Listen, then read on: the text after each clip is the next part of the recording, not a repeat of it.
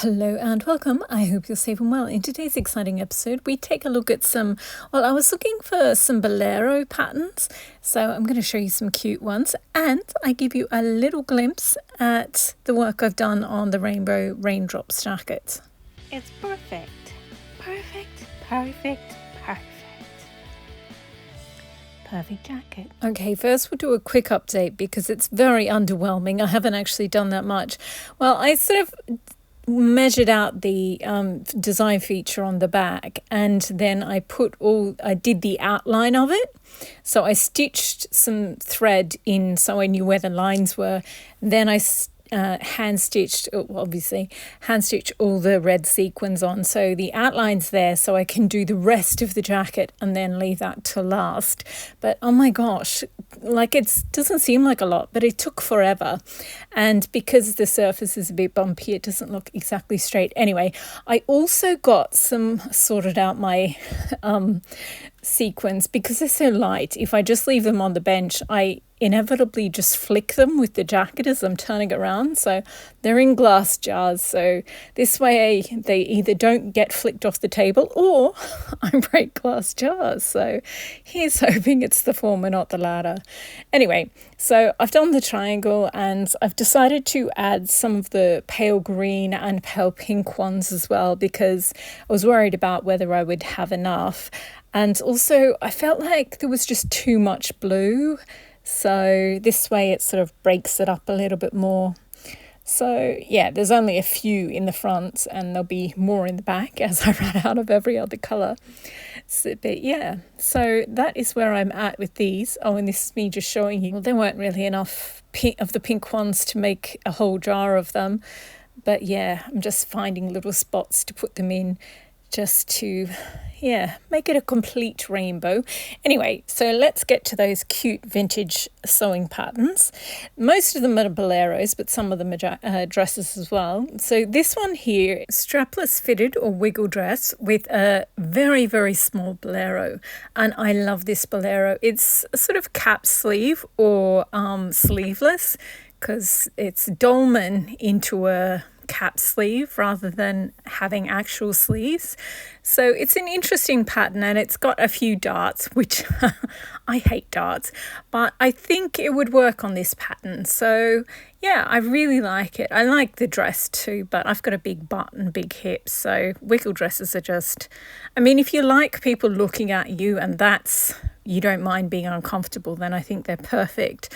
They're aesthetically very beautiful, but I'd just rather something I can actually sit properly in, and it doesn't crease and look terrible, and they're just not practical enough for me. I know they're beautiful, but I do like the jacket though. Next up, we have a few dresses that remind me so much of Audrey Hepburn. This one is very Roman holiday.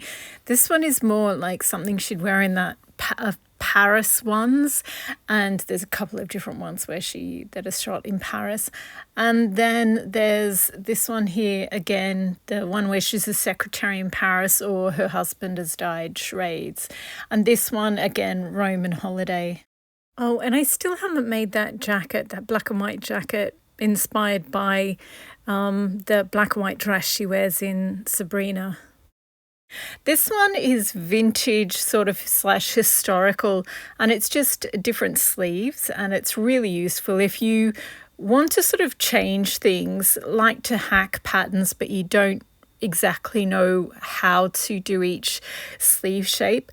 If you're on Pinterest, then just do sleeve shape or sleeve pattern, and there's loads of images on there. My Pinterest is Finn, which is my first name, a writer, and I've got a whole board of sleeves and another one of vintage sewing patterns. But yeah, just look on there generally as well.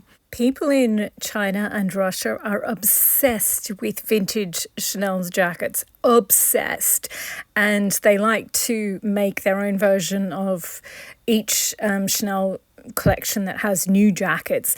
They make versions of them, and then they put the patterns up on Pinterest as well. So they're not in English, but if you know like, as I always say, if you do the jacket pattern, Vogue 7975, and that teaches you how to make a jacket, then you'll know what a sleeve is supposed to look like, and you'll know how this iteration is different. So yeah, if you want a 3-piece couture sleeve and you can't find one in the commercial patterns, then I would definitely recommend Pinterest, but also I would recommend that you make one of the Vogue 7975 first, so you know what a jacket is and how to construct it, and then you'll know what to look for when you're looking. Next we have, it's just so vintage, this one. I love it. And it's got a square neckline, so you could sort of round that out. Or, just when you're doing the fitting for the bodice, make sure you're wearing the bra that you intend to wear with it, and just make sure that you can't see your bra. So that might be a problem. But apart from that, it's absolutely adorable. And I think the blue of the dress reminds me of that Cinderella vintage ladybird storybook. Maybe that's why I like it. Those were the Buttericks, and these are the McCalls. This one is Laura Ashley, and it's from the 1970s. This one, it looks like a dragon fruit to me. This looks very 70s. The first Laura Ashley one is probably more flattering if you're going to eat a lot, whereas this one's got a very fitted torso section. So, and then some very 1980s looking jackets. I think some of them say they're 90s and some of them say they're 80s. This is another Laura Ashley one from the 1980s. It's a jacket pattern and a dress. I don't think these two items go particularly well together, but I'm not sure those massive patch pockets are the most flattering. But the sleeves are a sort of puff sleeve, sort of, not very puffed at all. And tapered sleeves. I would flare the sleeves out a little bit myself and maybe do it without the collar. Of course, I like collarless jackets. And if you're mixing patterns, I wouldn't go traditional patterns like a check and a polka dot. I do two really, really individual patterns rather than two of the most generic ones, but that's just me. These are cute. I would make the short dress and the long trousers, like the short sleeve dress with the trousers underneath. I think that's adorable. Next up we have McCall's M8491, and this is a jacket pattern from the 1980s, and I reckon this is so Lady Di or Lady Diana, and but it looks like a structured jacket, so it looks like it would be difficult to make. But if you look at the lines, the line drawings, it's a dolman jacket, so it'd be an absolute pain to cut out all the really big pieces and sew them together. But it would be relatively simple to make. So if you like this, like you've got broad shoulders and this sort of looks good on you. I've got tinsy wincy shoulders, so it would look like I'm wearing a child wearing adult's clothes. But it's a really good look if you've got the broad big upper body. It would look really, really sophisticated and relatively, for the look you get, relatively simple to achieve. So one to consider. This dress is adorable, every single length. I would probably make the top, so the short cropped top, but also make the top and then add layers of a full skirt, so it would end up even fuller than the long length one. It would be the same length as the long length one, but it would just have gallons of skirt in it. And just make the whole skirt of it layer cake one. I think that would look fabulous. The next one is very Lady Di, particularly the red one with the white hat. So it's she was Princess Diana when she was married, and then after she became divorced, she was Lady Diana, or if you're British, Lady Di. And then there's another jacket, and I think this one is adorable. I'm not thrilled about the puff sleeves. I would probably tone down the puff on the sleeves, but the little flares at the bottom are just beautiful. Next, oh my gosh, it is rare that I would make everything in a pattern, but I love all of these outfits. They are just adorable, but particularly, it was the jacket that got me. It is so cute. I love the way it's got two clips on either side of the front, and you just sort of link them. You could link them with a chain. It's so cute and so vintage. I absolutely love it. And depending on the fabric that you use, this could be anything from 1930s, 40s, 50s, 60s, 70s, just depending on the fabric and the way that you embellished it. Because, yeah, I'm looking for boleros that have simple lines so that I can make them up and then embellish them. So this one, super cute. I absolutely love it. This would be a really, really good pattern if you've got a bold check or a wool with a really bold check in it, or a really bold pattern, or if you've bought blankets from a thrift store and you want to turn them into a coat or a jacket, this one would be excellent for an upcycle project, in my opinion. I really liked these dresses when I first saw them, but then I realized it's not 3 colors, it's only 2 colors with a cutout at the, like where your cleavage is. So not for me, but it's really cute if that's what you like. Wow, I just listened back to that. That sounds judgmental. No, I'm a victim of long-term stalking, so I just feel like I know you should be able to wear whatever you want, but sometimes I just second guess myself a lot. Next we have, I like this one for the bolero. Well, if I lived in a big house and I had a massive walk-in wardrobe, I would definitely make that ball gown because it's fabulous.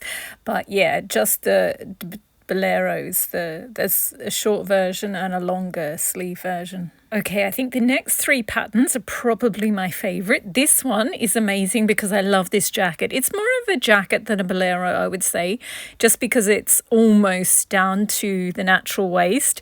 It has 2 different sleeve lengths. It's got a collar, but you could do it without the collar and the dress. I wouldn't do the fitted skirt for the dress. Personally, I would do a full skirt, but that one looks fabulous on the model. But I love the bow on the bodice. It's so fabulous. And yeah, I just love it. I would make the jacket in both lengths and also a collarless version, just to wear with shirts, a t-shirt and jeans. But I do think that black suit looks amazing. But I also like the autumn coloured one with the beige dress. It's just adorable, completely adorable. I love that one. I'm also going to buy that one. So the next one is Simplicity S3084, and this is a cape, well, a capelet and a matching dress underneath. It is so Audrey Hepburn. I absolutely love this, and it's so sweet. Like, if I wore that, I would just stand around swishing, like just turning from side to side. So it's swished. It's just so fabulous. That's definitely one you can wear when you're having a fat day. This is the other extreme. It's got very fitted sleeves but a flared jacket with pleats in the back. So this is one of those polarizing ones where you either love it or you hate it, because the sleeves are very narrow. So I think it's good for spring or autumn when it's not hot and you don't get sweaty, because if you get sweaty in a fitted jacket, then it's very hard to take it. Even if it's lined with silk, it's very hard to take your jacket off, especially if it's a bolero, because normally you sort of grab the back of your jacket to help your arms get out of the sleeves. So there is that, but it does look very cute and it looks so vintage and 1950s. So good for spring and autumn, not so great. Like, you'd be freezing in winter because the wind would just go straight up it, and it would be too hot in summer. But for the other seasons, I think it would be very chic. And then we have a couple of reissues of patterns from the 1960s. I like the red dress and the white one, but I also like the one with long sleeves, I guess. I prefer dresses with short sleeves because then you can take the jacket off or leave it on. And I really like the lines of these ones. I think I'd sort of crop them at the waist and sort of turn them into a jacket. And this one is just hilarious. You could either have it as a nightgown or a like a formal wear dress, depending entirely on the fabric that you chose. This is adorable, but I already have quite a few vintage skirts and dresses, so I'd probably just make the bolero. And also, I don't like how tight the sleeves are just above your elbows, so I'd grade them out just a little, or do a slit on the inside seam. But it is very cute and very, very vintage. This one is more for cooler weather, and sort of same but different. I like how the sleeve is just under the elbow, and yeah, and it's more of a jacket than a bolero. Very fitted, but yeah, it's very cute. It's a little bit Doris Day. Okay, we only have 2 vintage patterns to go, but then I also have a Chanel jacket one, it's got vintage vibes to it. So first up we have this, it's dress or a 2-piece dress, and if you had this in wool, it would just look so chic. I'm going to wait until the patterns are on sale, 5 for whatever or 10 for whatever, and I think I'm going to get this one because I love the lines of it and I want to sort of redraft it so that it's a jacket. I think it could be very vintage Chanel looking.